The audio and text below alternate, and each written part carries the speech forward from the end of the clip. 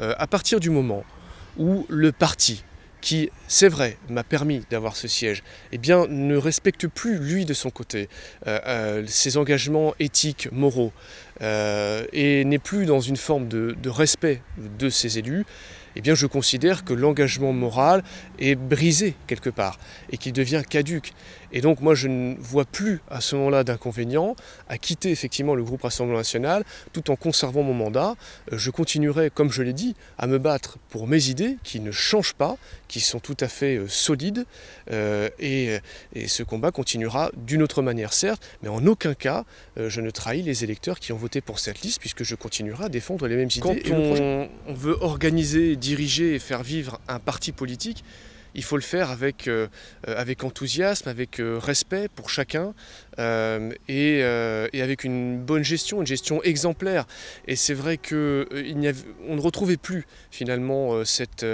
gestion exemplaire à la fois sur le plan humain, avec le respect des militants, des élus, le dialogue, l'échange, et puis à la fois sur la partie fonctionnelle, organisationnelle, avec de gros problèmes dans les fédérations, avec de gros problèmes au niveau du siège. On l'a vu pendant les campagnes d'ailleurs ces 5 dernières années, et puis encore aujourd'hui avec une direction du parti qui finalement s'est servi d'un congrès qui était annoncé comme rénovateur, et au final n'a pas du tout été rénovateur. Il a simplement servi à verrouiller l'appareil au profit d'un petit cercle restreint autour de Marine Le Pen, qui ont fermé complètement les portes, qui se sont recroquevillés sur eux-mêmes et qui ne sont plus du tout à l'écoute à la fois de leurs militants et des élus qui, eux, sont sur le terrain et connaissent les problèmes des gens au quotidien. L'écho a été globalement très positif. Beaucoup de gens d'ailleurs qui eux-mêmes sont partis il y a quelque temps du Front National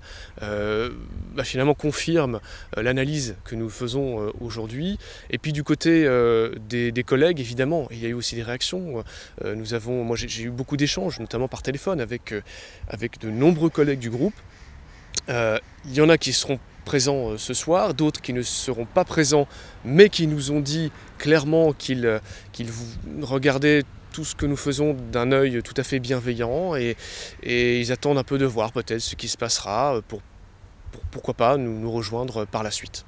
Mais les échanges sont très instructifs, très intéressants, et finalement on retrouve les mêmes arguments, les mêmes doutes, les mêmes questionnements,